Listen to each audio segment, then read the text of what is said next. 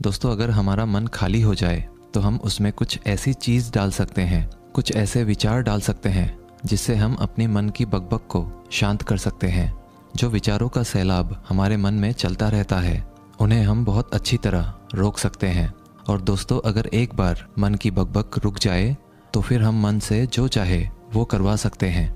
इसीलिए अगर आप मन की बकबक को शांत करवाना चाहते हो तो इस कहानी को आखिर तक जरूर सुनिएगा। एक नगर की बात है। उस नगर में एक नौजवान युवक रहता था। उसका नाम विकास था। उसे एक समस्या थी और उसकी समस्या यह थी कि उसका मन हर समय भटकते रहता था। उसके मन में हर समय कोई ना कोई नकारात्मक विचार चलते रहते थे। उसके मन की बकबक कभी शांत नहीं होती थी।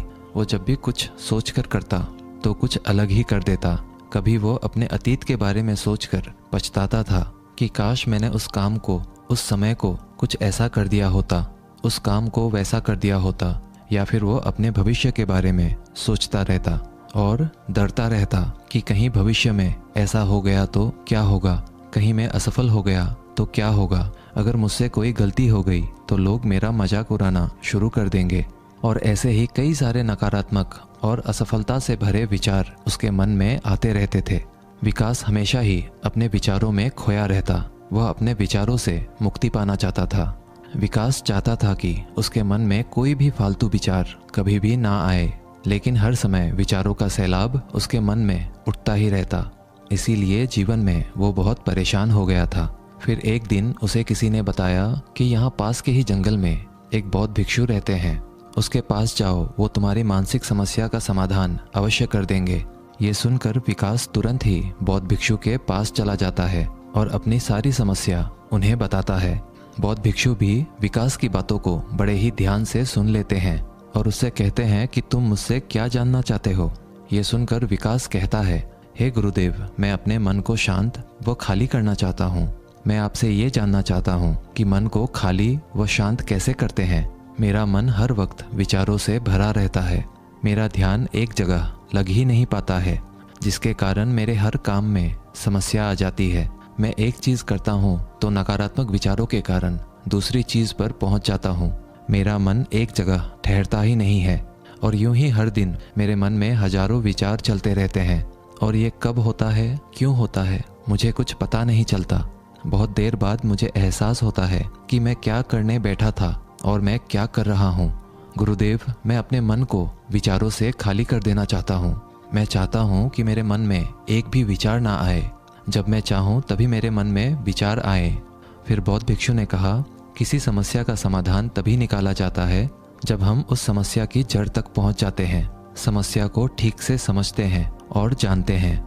आगे बौद्ध भिक्षु कहते हैं, जिस मन को तुम खाली करना चाहते हो, क्या तुमने उस मन को कभी भी थोड़ा बहुत भी समझा है, जाना है?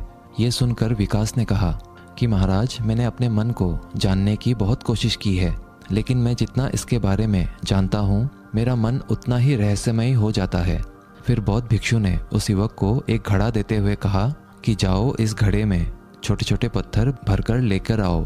फिर वो युवक वहाँ से गया और छोटे छोटे पत्थर भरकर लेकर आया और उस घड़े को बौद्ध भिक्षु के पास रख दिया। फिर बौद्ध भिक्षु ने उस युवक से कहा कि इस घड़े को तुम अपना मन समझो और इस घड़े में भरे पत्थरों को अपने विचार समझो। अब इस घड़े में और पत्थर डालो। उस युवक ने घड़े में और पत्थर डालना शुरू किया। क्योंकि घड़ा पहले से भरा हुआ था, एक दो पत्थर डालने के बाद बाकी सारे पत्थर नीचे गिरने लगे। फिर बौद्ध भिक्षु ने उस युवक से कहा, रुको ज़रा, ध्यान से देखो। अब घड़े में पत्थर नहीं आ रहे हैं, बल्कि पत्थर नीचे गिर रहे हैं। क्योंकि ये एक घड़ा है, जो इसमें आ सकता था वो आ गया। अब इसमें और पत्थर नहीं आएंगे। अगर दूसरे पत्थर डालने हैं तो पहले वाले पत्थरों को निकालना होगा। ये सुनकर उस युवक ने कहा, गुरुदेव, मैं आपकी बात समझ गया हूँ कि आप मुझे क्या बताना चाहते हैं। हमें अपने मन को विचारों से ही खाली कर देना चाहिए। विकास की ये बात सुनकर बौद्ध भिक्षु मुस्कुराने लगे और कहा, पहले मेरी पूरी बात तो सुन लो, उसके बाद मन को खाली कर लेना। फिर बौद्ध भिक्षु ने उस युवक को कहा कि हमारा मन एक घड़े के बिल्कुल उल्टा है। क्योंकि घड़े को तुम पत्थरों से भर सकते हो, लेकिन मन को विचारों से नहीं भर पाओगे, क्योंकि मन तो हमेशा खाली रहता है। ये सुनकर उस युवक ने कहा, गुरुदेव, मुझे आपकी बातें कुछ समझ नहीं आ रही है। मन अगर खाली रहता है तो फिर हम उसे खाली करना क्यों चाहते हैं? फिर मन को खाली करने की क्या ही आवश्यकता है? फिर बौद्ध भिक्षु ने उससे कहा कि इस घड़े से एक एक करके पत्थरों को बाहर निकालो। विकास ने वैसा ही किया। वह घड़े में से एक एक करके पूरे पत्थरों को बाहर निकालता रहा और ऐसा करते करते अंततः घड़ा खाली हो गया। फिर बौद्ध भिक्षु ने उस युवक से कहा, देखा तुमने, जब एक एक करके तुमने पत्थरों को बाहर निकाला तो ये घड़ा खाली हो गया।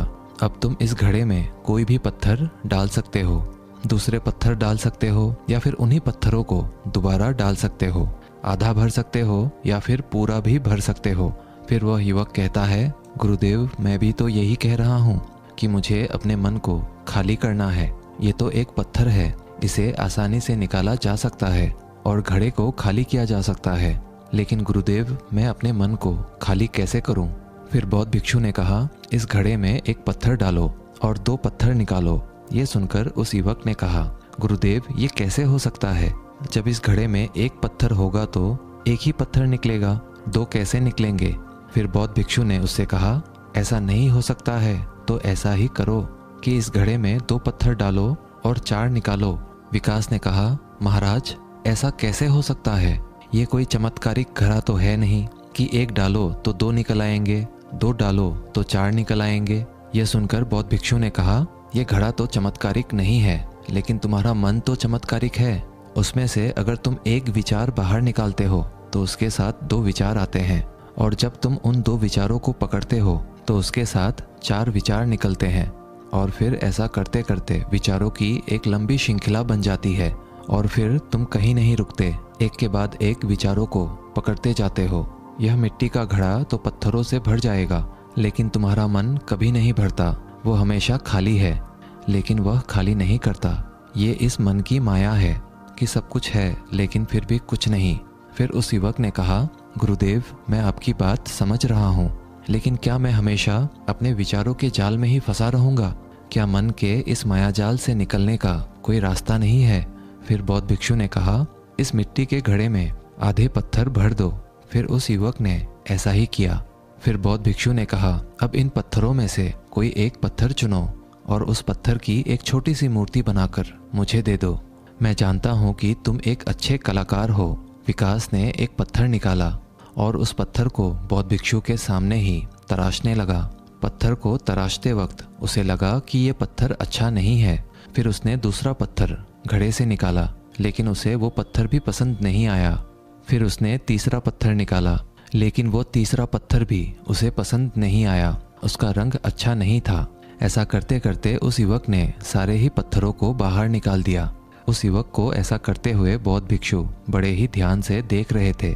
फिर बौद्ध भिक्षु ने उससे कहा कि जो तुमने सबसे पहले पत्थर निकाला था, उस पत्थर को ये समझकर तराशो कि इसके बाद तुम्हारे पास कोई और पत्थर नहीं है और ये एक ही पत्थर तुम्हारे पास है। फिर उस युवक ने जैसा गुरुदेव ने कहा उसी एक पत्थर को लेकर तराशना शुरू किया और उसने उस पत्थर से एक बहुत ही सुंदर मूर्ति बनाई और बौद्ध भिक्षु को भेंट की।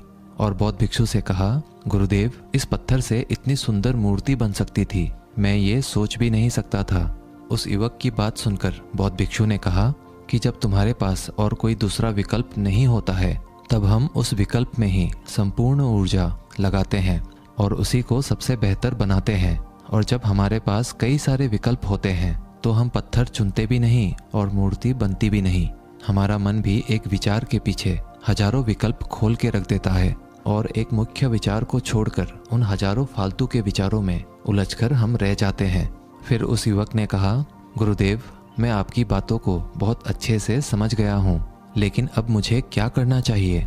कृपया आप मेरा मार्गदर्शन करें। बौद्ध भिक्षु ने उस युवक से कहा कि मन को खाली करना, साफ करना 1-2 दिन का काम नहीं है, ये बहुत लंबी प्रक्रिया है। तो क्या तुम इसके लिए तैयार हो? वह युवक कहता है, जी गुरुदेव, तैयार हूँ, चाहे कितनी भी लंबी प्रक्रिया क्यों ना हो।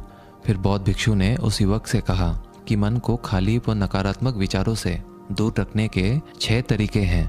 आओ उन्हें एक एक करके समझते हैं। पहला तरीका है कि ऐसे लोगों का साथ छोड़ दो जो तुम्हें कमज़ोर, पिछड़ा हुआ, लक्ष्यहीन महसूस कराए। अक्सर हमारे आसपास ऐसे लोग होते ही हैं जो हमसे पद और धन में ऊपर होते हैं, और इसी पद और धन के घमंड में वो अपने नीचे से लोगों को कुछ भी नहीं समझते। इसीलिए ऐसे लोगों के पास रहना ही नहीं चाहिए।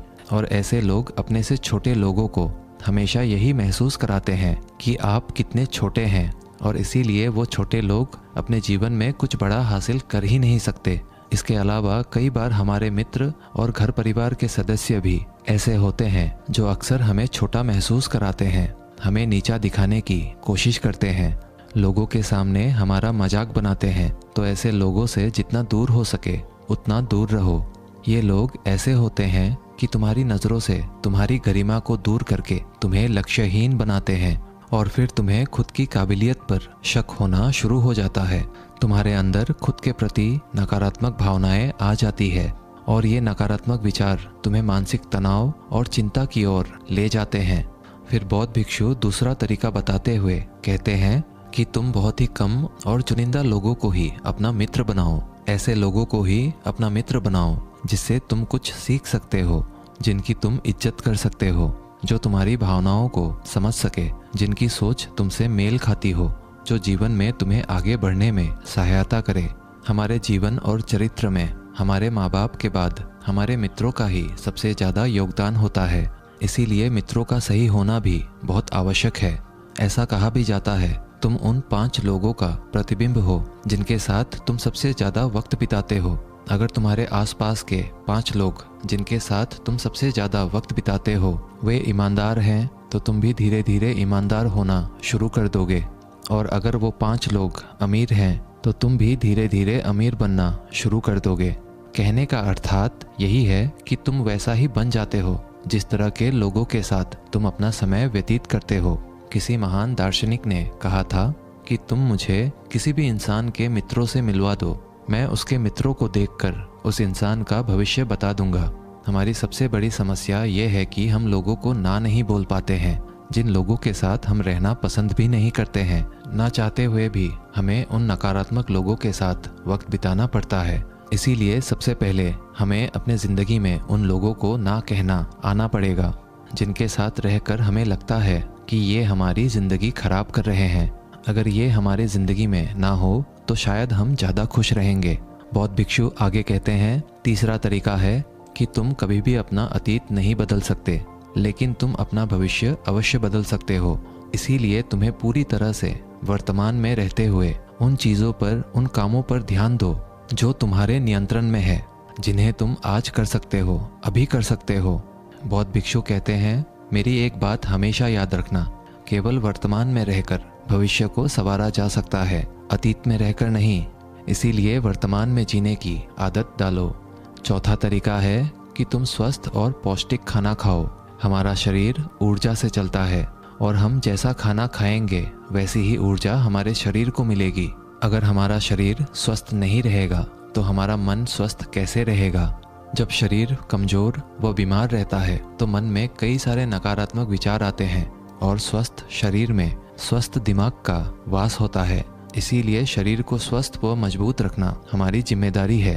बौद्ध भिक्षु कहते हैं कि 5वां तरीका यह है कि रोज ध्यान करो। ध्यान करने का सबसे उपयुक्त समय सुबह या फिर रात को सोने से पहले होता है, लेकिन अगर तुम्हें ध्यान में गहरा जाना है तो सबसे उपयुक्त समय रात का ही होता है। रात में सोने से पहले ध्यान करने से नींद में भी सुधार होता है और बहुत गहरी नींद आती है। ध्यान करने के लिए तुम अपनी सांसों पर ध्यान केंद्रित कर सकते हो, या फिर तुम अपने मन में उठने वाले विचारों पर भी अपना ध्यान केंद्रित कर सकते हो। मन में उठने वाले विचारों पर ध्यान केंद्रित करने से ध्यान करने वालों का ज़्यादा फायदा होता है, क्योंकि इसमें आसानी से गहरे ध्यान में उतरा जा सकता है। अगर तुम ध्यान नहीं कर सकते हो तो रोज खुद के साथ अकेले में वक्त बिताओ, खुद के व्यवहार को समझो, देखने की कोशिश करो कि मन में किस तरह के विचार उठ रहे हैं और क्यों उठ रहे हैं। बौद्ध भिक्षु आगे बताते हुए कहते हैं, छठा तरीका है कि तुम नए नए जगह घूमने जा सकते हो, क्योंकि एक पुरानी कहावत है कि एक लंबी यात्रा आपको 100 किताबों के बराबर ज्ञान देती है। गौतम बुद्ध अपने जीवन काल में 9 महीने लगातार घूम रहे थे। उनके भ्रमण करने का यही कारण था कि नए नए जगह जाने से ज्ञान की प्राप्ति के साथ साथ मन को एक नयापन भी प्राप्त होता है। नई जगह घूमने जाने पर हमारा मन उत्साहित रहता है। फिर बौद्ध भिक्षु कहते हैं, मन के जाल में कभी मत फंसो। मन को खाली करने की कोशिश मत करो। जीवन में ध्यान करना सीखो। अपने ध्यान को केंद्रित करो। अपने ध्यान में एकाग्रता लाओ और जीवन में जो कर रहे हो उसे पूरी मेहनत के साथ अंतिम समझ कर करो। उस काम को ऐसे करो कि उसके बाद तुम्हें और कुछ नहीं करना है। और जब फिर दूसरे विचार पर कार्य करो तो बस उसी पर कार्य करो, किसी तीसरे विचार पर नहीं। मन के मायाजाल से निकलना इतना आसान नहीं, लेकिन ध्यान करने से सब कुछ पाया जा सकता है। दोस्तों, आशा करते हैं आज के इस कहानी से आपने ज़रूर कुछ ना कुछ मूल्यवान सीखा होगा। कहानी अच्छी लगी हो तो वीडियो को एक लाइक और चैनल को सब्सक्राइब ज़रूर कर दीजिएगा।